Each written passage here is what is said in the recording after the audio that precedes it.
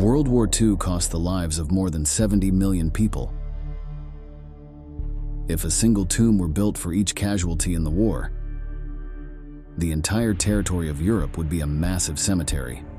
At least 4 million of these deceased are still officially considered missing in action. The Battle of Stalingrad, one of the bloodiest confrontations of World War II, witnessed the highest number of soldiers killed in a single battle. The scale of the casualties is truly staggering, and the most painful aspect is that the majority of the fighters have yet to be identified. In today's video, we will discuss this legendary battle and the consequences it brought, not only for Hitler's Nazi Germany and the Soviet Union, but also for the fallen soldiers and their families who to this day are still seeking some peace. Welcome once again to Military History. Let's begin.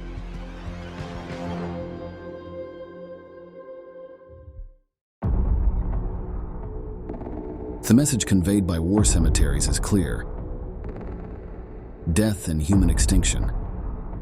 Anyone who has visited one of these poignant sites with tens of thousands of crosses stretching to the horizon comes to understand the desolate feeling. The names of the dead, including women, men, and children, along with the dates of their lives, mostly revealing that they were very young, reinforce the sense of senselessness. If this is terrifying, imagine not having a place to mourn a fallen loved one in combat.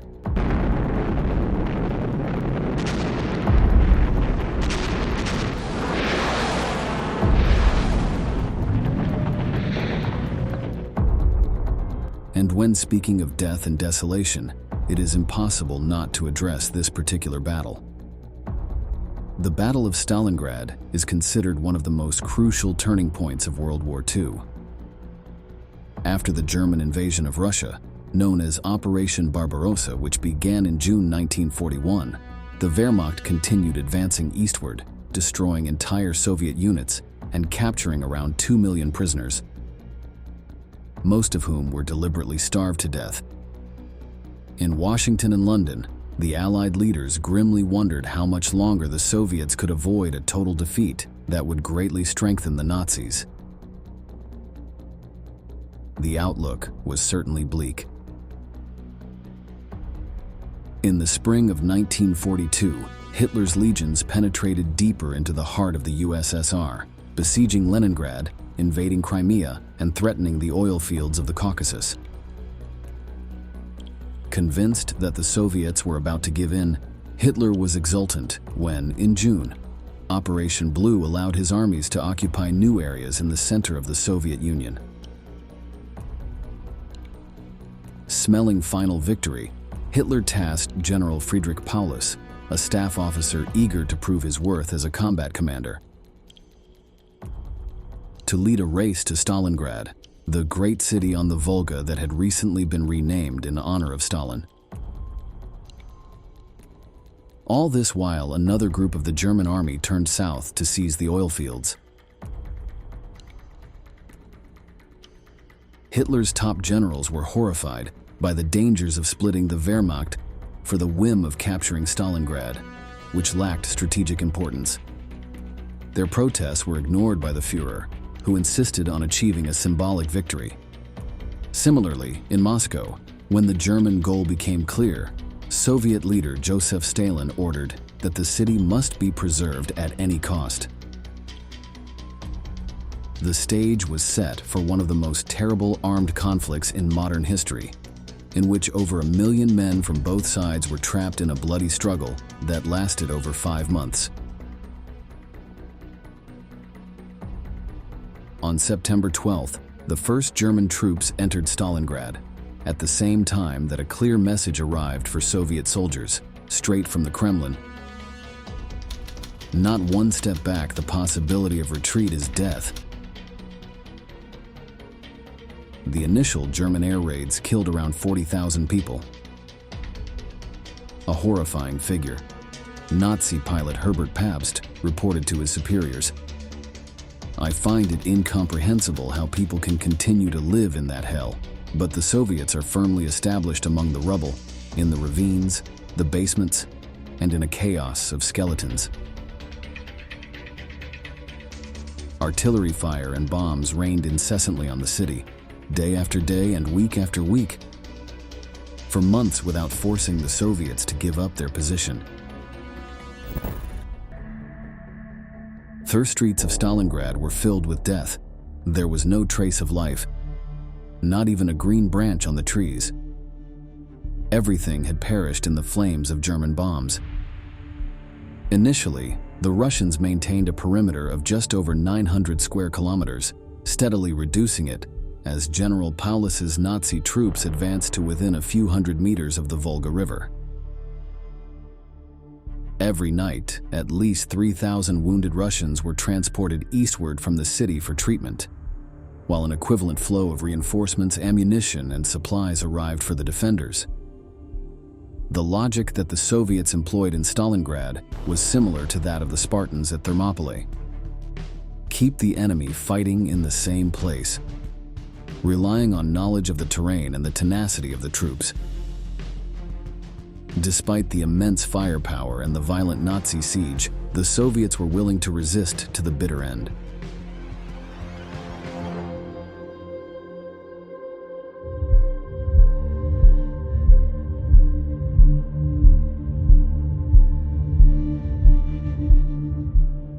Between November 19th and 23, Soviet forces launched a fierce counteroffensive, Operation Uranus, which turned the tide of what seemed to be an imminent Nazi victory.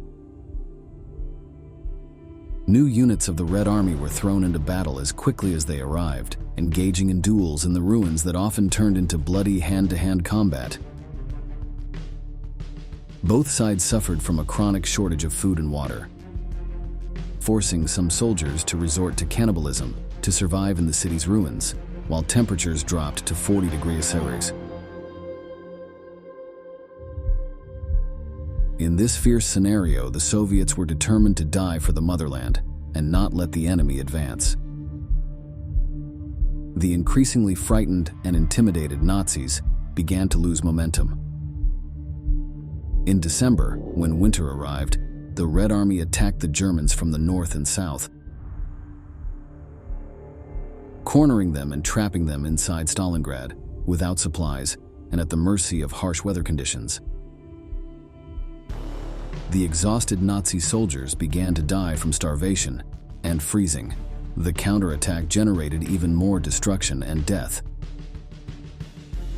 The bloodiest battle of World War II came to an end on January 31st, 1943, when Field Marshal Paulus surrendered, disobeying the orders of his Führer, who had commanded him to commit suicide and hand over control to an officer.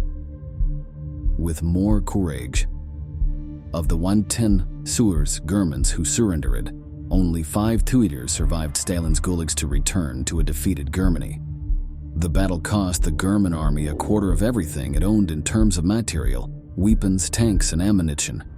It was a defeat from which the Third Reich never recovered, initiating the downfall of Nazism that would end in ultimate defeat against the Allies.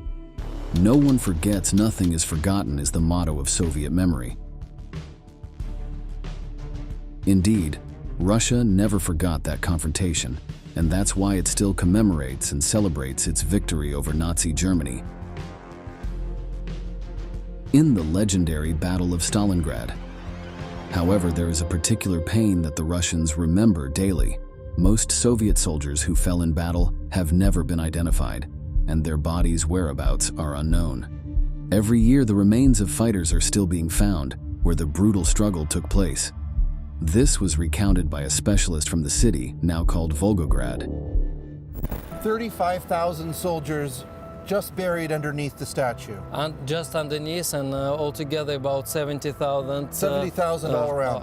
All around at this memorial. And how many soldiers are there left to find? 100,000. Hundreds of thousands. Hundreds of thousands.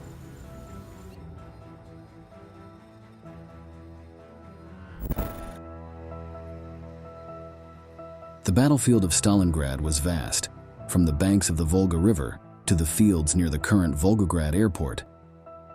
Every summer, a group of volunteers takes on the task of recovering the remains of hundreds of Soviet soldiers from the area. With the bones found, DNA tests can be conducted for identification, but as they are too expensive, items like cutlery on which soldiers had engraved their names or initials are used for recognition. The ultimate goal of this endeavor is to give a name and a dignified burial to each of the soldiers who died in the bloody Battle of Stalingrad. Local tour guide Mikhail Shuvarikov, 36, is among the volunteers. A decade ago, a team discovered the remains of his great-grandfather, and his family was obliged to give him a dignified burial. Now Shuvarikov spends several weeks a year with search groups trying to help other families find the peace he achieved. Lots of relatives still have hope to find their relative, to know anything, where they died, how they died, and just to have a place where to come and to put a flower.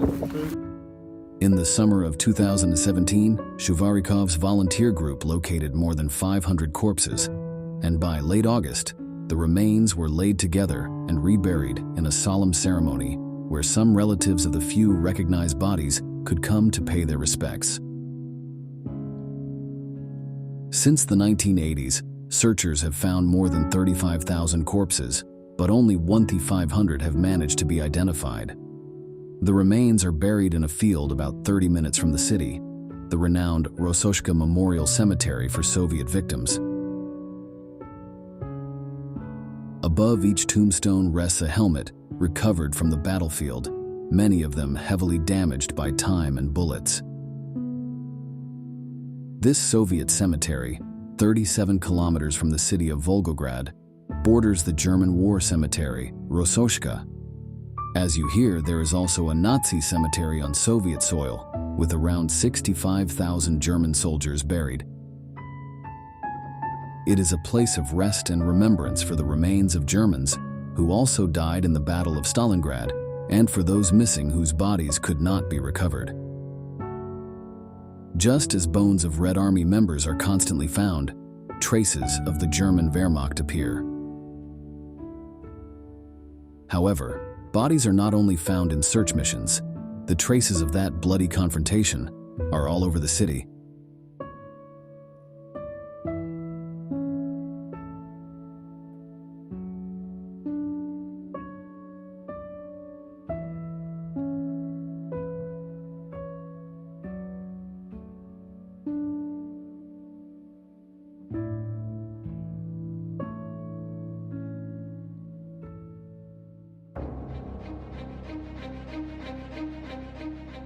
In December 2018, a grim reminder of the Battle of Stalingrad surfaced, a mass grave containing an overwhelming number of human remains.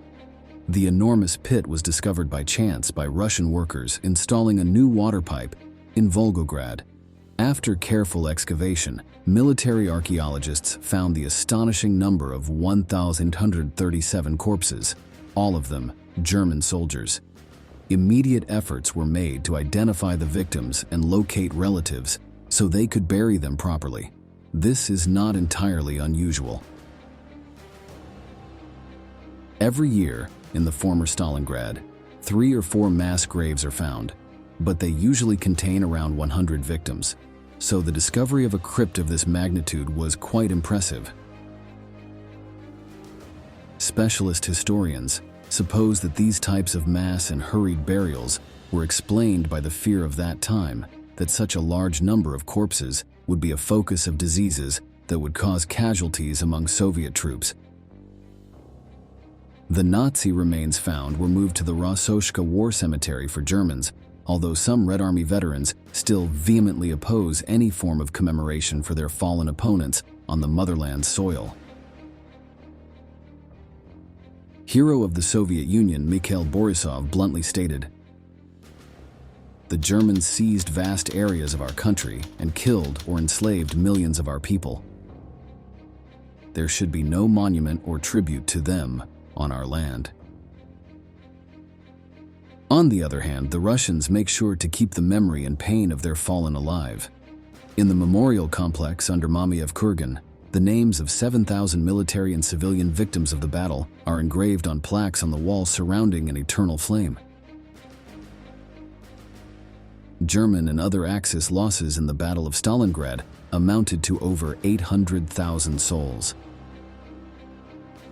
The Nazis' eastward expansion was halted, and the Soviets went on the offensive until the end of the war, ultimately overwhelming and conquering Hitler's Berlin. More than 90% of the buildings in the city of Stalingrad, now Volgograd, were completely and utterly destroyed. The bombed-out shell of the old flour mill is one of the few structures that have remained standing. However, the Russian stance was to leave some of these ruins as a reminder of the tragedy. War cemeteries and the constant appearances of the remains of Soviet and German soldiers are testimony to the ghost of the war that will never leave the site of the most terrible and bloody battle of World War II.